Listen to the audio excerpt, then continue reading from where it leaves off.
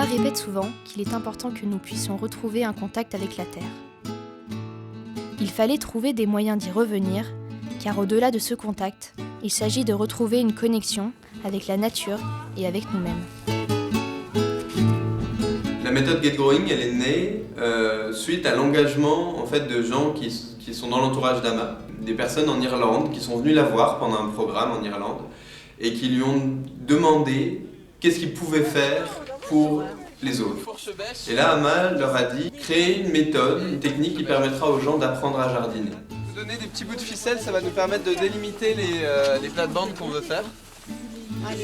On a considéré de plus en plus la nature et la terre uniquement comme quelque chose d'utile, d'utilitaire, et on a cherché à l'exploiter pour gagner de l'argent et de manière uniquement efficace. Pour moi, ce qui est central dans ce que Ama propose, c'est une manière de se positionner différente, qui est une manière beaucoup plus fondée sur l'amour de la nature plutôt que sur l'exploitation de la nature. Le plus important au départ, c'est de se lancer. Et souvent, les gens pensent que s'ils n'ont pas plein de connaissances, s'ils n'ont pas lu plein de livres, ils ne peuvent pas commencer à jardiner.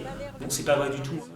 Le but de Get Growing, c'est pas de faire de vous des professionnels du jardin, c'est de vous donner les compétences, les petits trucs de base qui vous permettent de commencer dans les meilleures conditions possibles.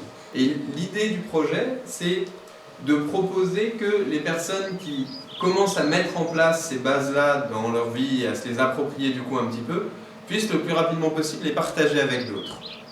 Vous allez d'ailleurs sûrement vous rendre compte très rapidement que je suis loin d'être un expert en jardinage.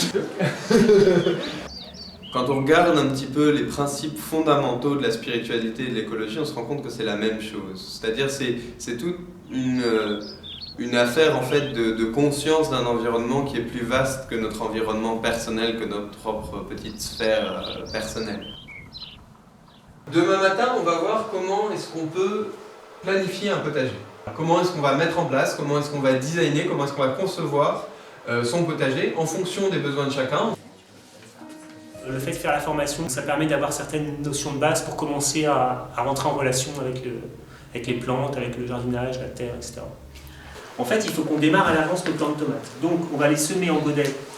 Et quand vous allez la repiquer, tout de suite, elle pourra grandir plus facilement. Voilà. Il y a des citations d'Ama qui sont très belles, où elle dit que quand on jardine, on est revigoré, on a plus d'énergie, on se sent mieux, etc. Et c'est quelque chose qui peut être expérimenté, effectivement.